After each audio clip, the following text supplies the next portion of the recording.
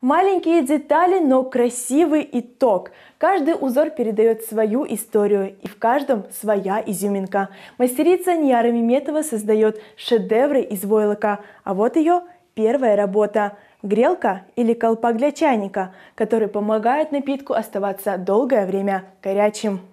Выполненная 10 лет назад работа и сейчас как новая. Это говорит о прочности материала и о золотых руках мастерицы. По словам Нияры Меметовой, в каждую работу вложена любовь и частичка ее души. Работает с войлоком не первый год. С каждой работы приобретает новый опыт. Изучает книги по теме, общается с коллегами, посещает мастер-классы. Мне на почту пришло приглашение от Нины Демидовой, которая живет в Москве. Это журналист очень известный.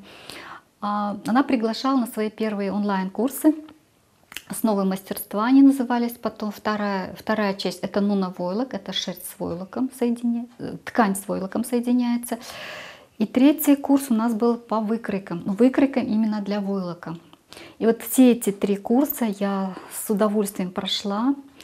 Получила основы, базисные знания, которыми я сейчас руководствуюсь. По словам мастерицы, войлок помогает ей познакомиться со многими интересными людьми, которые по сей день помогают и делятся опытом. Один из них — известный художник Мамут Чурло. Здесь, в Крыму, я тоже благодаря войлоку познакомилась с Мамут Ага Чурло, известным художником, очень неординарным, интересным человеком. Это человек, который он задает вектор, но задает направление, а дальше ты уже двигаешься сама. Новой гранью творчества стало рисование. Сейчас мастерица состоит в сообществе иллюстраторов в Чатырдах. Ни одна выставка, посвященная крымско-татарскому рукоделию, не обходится без ее работ. Она создает изделия, в которых ярко выражены народные мотивы для себя и для своих близких. Например, этот кардиган, сделанный из войлока. Вот этот кардиган, он выполнен в технике мокрого валяния с использованием нити и ламинацией их шелком.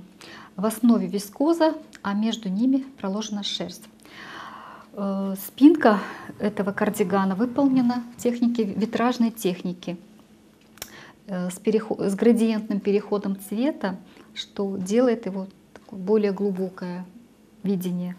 Мастерица любит работать в окружении своих единомышленников. Это придает ей энергии и вдохновляет на новые планы. С радостью делится своими знаниями и опытом с молодежью. Войлок прекрасно дружит с ручным трикотажем, то есть можно рукава связать вручную, а основу сделать из войлока.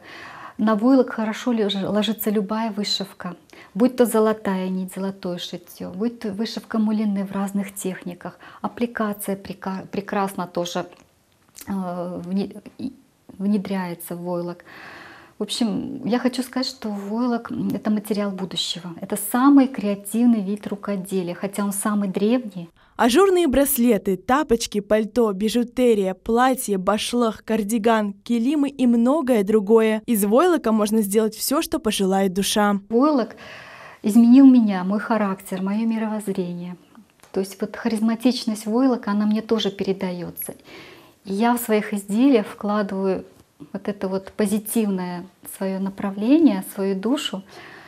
И в каждых моих изделиях частичка меня. Это как бы мои дети. Я отпускаю их в мир, чтобы они несли добро, радость, позитив и украшали мир. Чтобы каждый человек, который носит мое изделие, подчеркнул таким образом свою индивидуальность, выразил свое внутреннее «я».